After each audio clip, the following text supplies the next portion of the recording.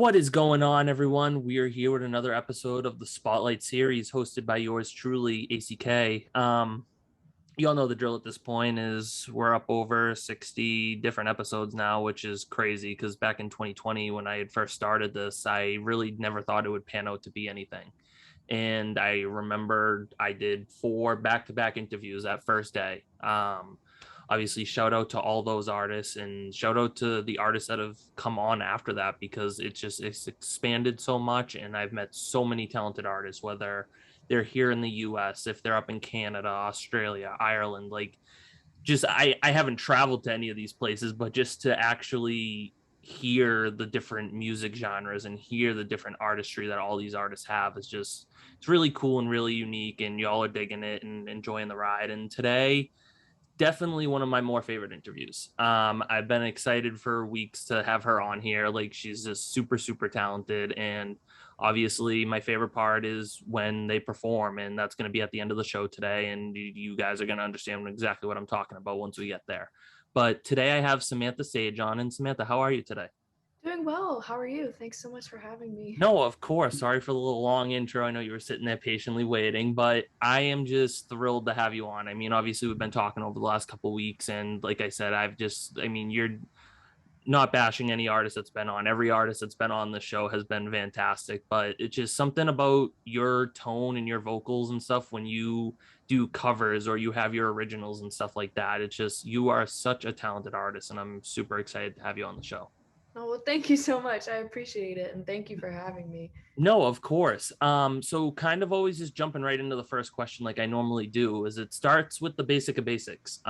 Is where did music start for you? Because I know for a lot of artists, it starts the day they were born. They start humming nursery rhymes the day they were born and stuff like that. And then they slowly develop. And then once they get older, you start writing, you start singing and figuring everything out.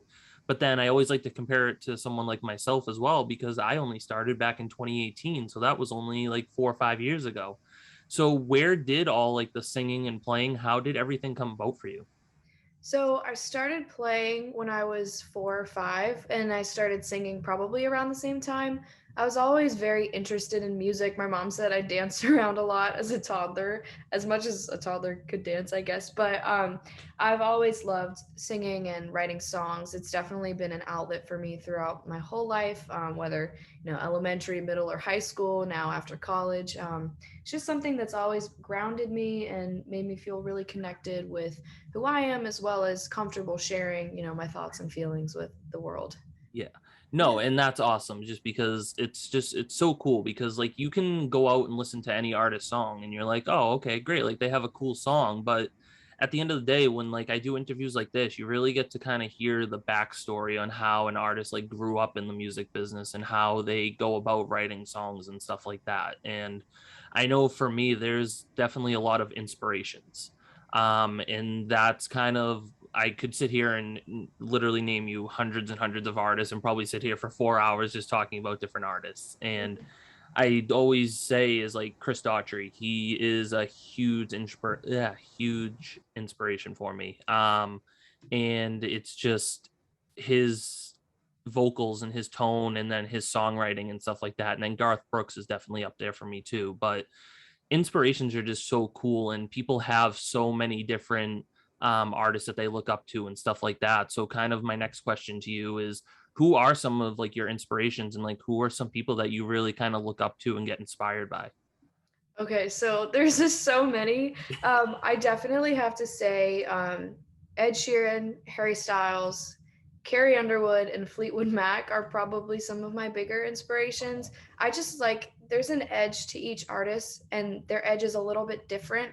And they also, all of those artists have so much soul, and they kind of pull from different genres. None of their albums sound the same, and I appreciate that because that's exactly what I try to do with my music as well. And those songs that they've written really make me feel something, and they inspire me to write as well. So Exactly. And honestly, just the songwriting process in general is just so cool and so unique. And we'll get into that in a minute anyway with the next question.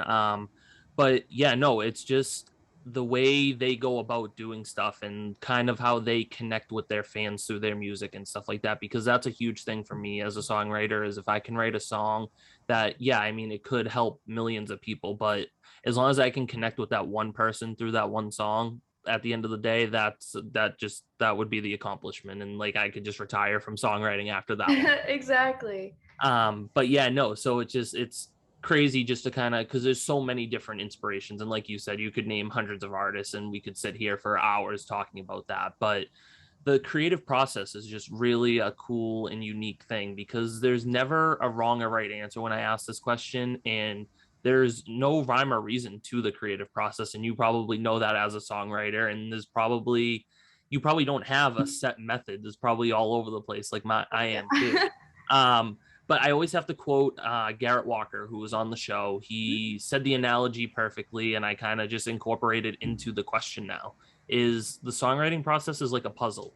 Whether you have 500 or 1,000 pieces, you have all these pieces scrambled out on the table. You're trying to put them all together, and slowly you start putting a couple of pieces together around the border. Then you start working on the middle, which is like kind of like your verses and then your chorus.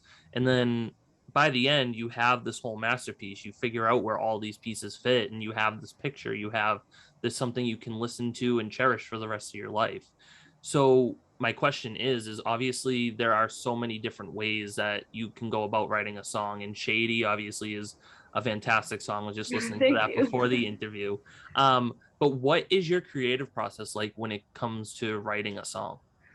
Well, it honestly depends on the song. I feel like there's no one set way for someone to write a song. Sometimes a melody will pop in my head, whether it's a chorus, a verse, like two words, or sometimes I'll be fooling around on the piano or the guitar, and I'll find some chords that I really like. But a lot of times I find that lyrics will just pop into my head like in the most random places. Like I'll be at the beach. I remember one time I was at dinner with my parents. I was looking at colleges and I was at one of the schools that I was applying to, and I had to run into the bathroom and record a little voice memo because the chorus for one of my songs popped into my head, and I just had to record it before I forgot it. Also, the late night, like wake up in the middle of the night with the chorus in your head, and you got to Yep. get up and write it down. That's definitely like one of my favorites because I like writing when no one's around. I'm very shy when I write, so it's definitely fun to see what and when it will happen, you know? So, No, yeah. exactly. And it's always just funny because when I ask that question, everyone says the same exact words, and it's voice memos. Because I mean, every artist, like, I don't know if I've met an artist that doesn't have hundreds and hundreds of voice memos just chilling on their phone with all kinds of different stuff. Oh yeah, there's stuff on mine from like 2012 and I'm just like, "Oh my goodness." But I can't delete it cuz, I want to keep it, but it's so Exactly. embarrassing. No, it is, because I did an interview earlier today, and I was talking how I was kind of cleaning out some drawers and stuff, and I found a notebook in there with all kinds of different stuff from like way back in the day, and I'm like, I was like, I want to just crinkle it up and throw it in the trash, but like at the same time, it's just like you kind of want to keep it because like you want to cherish it and stuff. And then actually, I will say is I had something in there that I actually used. And I was like, wow, I actually thought of something way back then that I didn't realize that I thought of. So it's just always cool to kind of hear how the creative process works and how people go about doing the voice memos and just their ways of creating songs. The fourth question is always the hardest question. Artists always give me like that grin and that smile because they think it's a hard question. It is. And I tell people all the time, honestly, if you ask me this question, I don't know if I could answer it. And it's definitely that's why it's my favorite. Mhm. So there's hundreds and hundreds of artists out there that are up and coming like yourself that are really just trying to make a name for themselves. They're putting their music out there, they're trying to gain more exposure. Um, but at the end of the day, what makes you stand out from all these other artists? What can we take away from your music that we can't find in anyone else's music? And what makes Samantha Sage Samantha Sage? Okay, so I feel like this question, it reminds me of, when you apply to a job or like to schools and it's like, what makes you unique? Like what makes you stand out? I feel like it's such like a good essay question, but Mhm. it's so hard to answer talking about yourself or writing about yourself. But I think that one thing that I really hope helps me to stand out is that I try to pull from different genres, and I really don't let myself be boxed into one thing, one sound, one kind of song. It really, everything comes from my heart, and it's honest writing. It's very deep emotional writing. Most of the time it's pretty angry writing, I feel, if you've heard Shady. Yeah. But I think that that's one thing that I really enjoy about my music, and I like to put a little extra soul in there sometimes too. So Yeah. yeah. No, and that's awesome. And I mean, just hearing some of your music and some of like you have a lot of covers out. Like I was just scrolling through YouTube a little while ago, just listening to some, getting ready for the interview. And it just, I mean, one word that just instantly comes to mind, like when I ask a question like that, especially to you, is authenticity, because you could do any cover. Like you said, you go from country to pop to kind of R&B and just stuff like that. But at the end of the day, you put yourself in a lineup with, like, you could put yourself in the lineup with major artists, and at the end of the day I could be blindfolded and not know who's singing, but when your song comes on, I'm like, that's Samantha Sage, just because the vocals and tone in your voice, you can make any song your own, and that's just really a unique thing that sometimes I don't think artists can grasp fully all the way. Thank you. I appreciate that. No, of course. And obviously we're getting close to the end, and that's why I can't wait for when you do, are you doing Shady and Hallelujah? Is that what we ended up? Yes, I Okay. am. I was actually just taking a sip of my tea to prepare.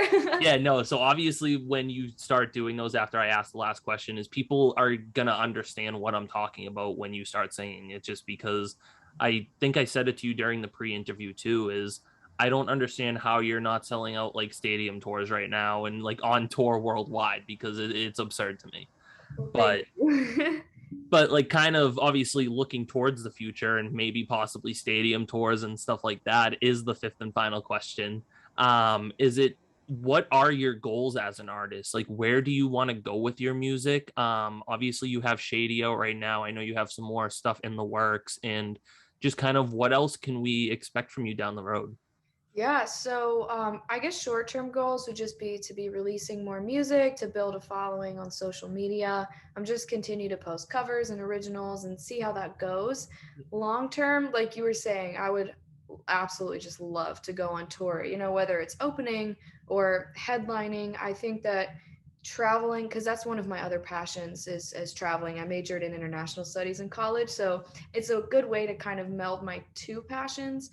And learn more about the world while playing music. So going on tour would just be absolutely incredible, whether it's a tour of the Southeast or a tour of the United States, or, even broader than that. So yeah. No, that's awesome. And like I said, definitely when you get new music out, I'm gonna be a huge fan of it because I'm already a fan of Shady, and obviously a lot of your covers and stuff. I love all of those. And obviously if you ever do go on tour and you come up to Boston, Mass, I better be getting like front row seats, hopefully, at Oh, some point. absolutely. I love Boston, so No, exactly. So yeah, no, I forgot you do have some ties here to Boston and I stuff like that. do. Very proud Um, of that. yeah. No, so hopefully if you ever have a show up here, you'll be like, oh yeah, I remember he interviewed me. So you know what? Front row seats for him. Oh yeah, 100%.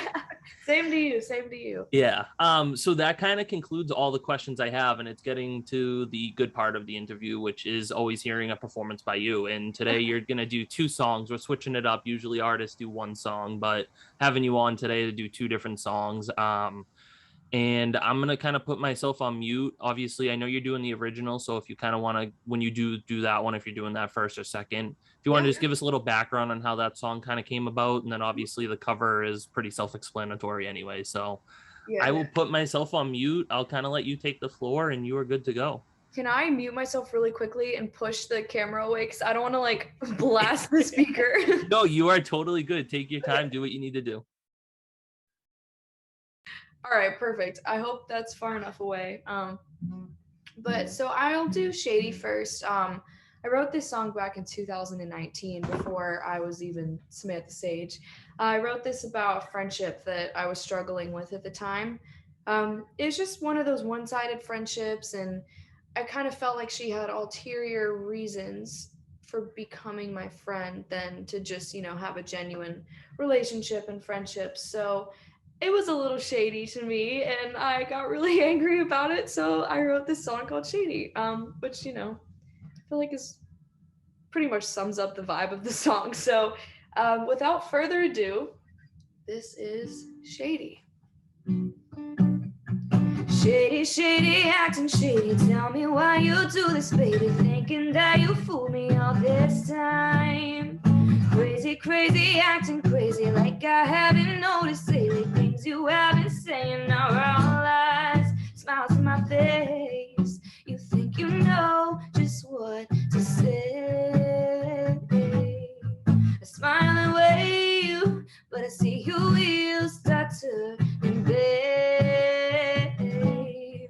Oh, you didn't think I'd notice all the warning signs you're showing, but you're not gonna get off easy this time. No, loyalty don't equal stupid, politeness don't equal foolish. Just because I'm nice don't mean I'm blind. Shady, shady, acting shady. Tell me why you do this, baby. Thinking that you fooled me all this time. Crazy, crazy, acting crazy. Like I haven't noticed lately. Things you have been saying are all lies. Time to walk away.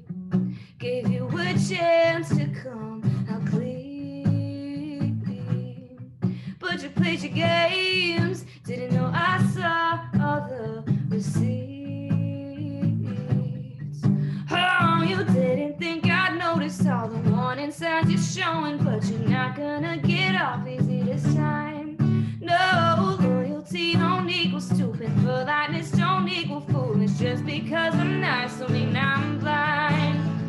Shady, shady, acting shady. Tell me why you do this, baby. Thinking that you fooled me all this time. Crazy, crazy, acting crazy. Like I haven't noticed lately. Things you have been saying are all lies. Oh, oh,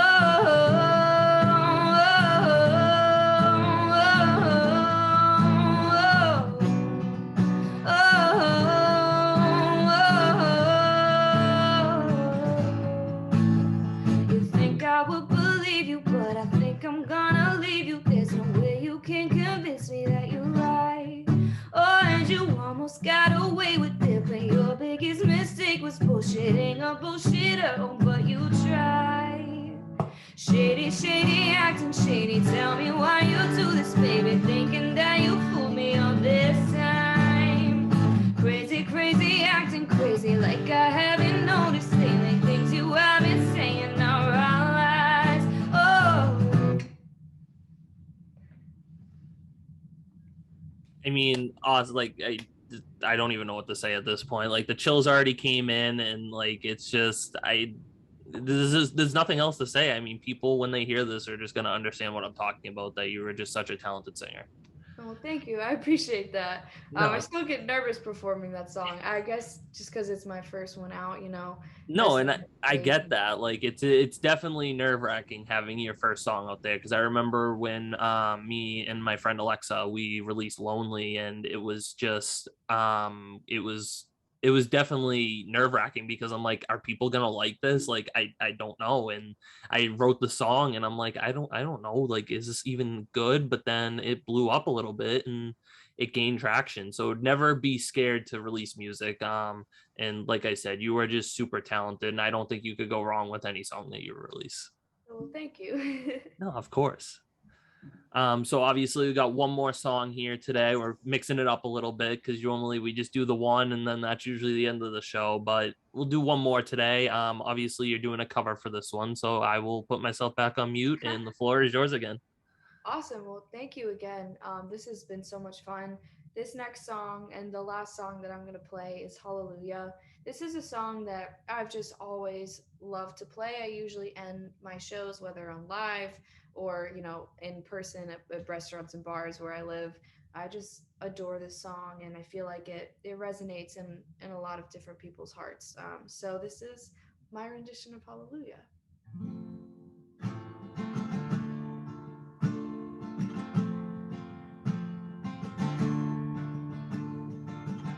Heard there was a secret chord David played and it pleased the Lord, but you don't really care for music, do you?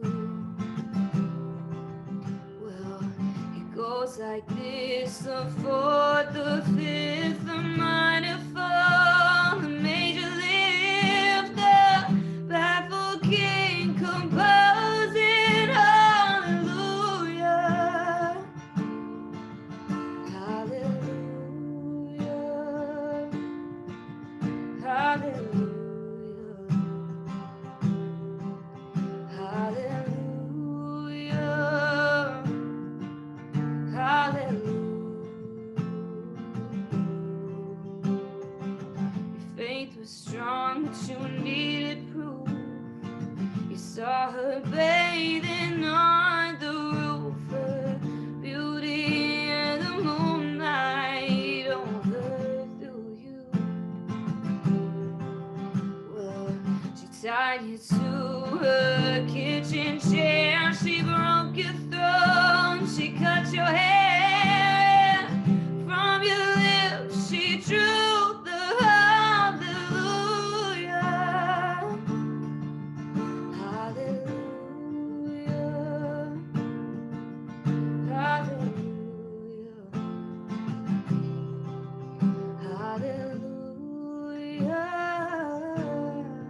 hallelujah.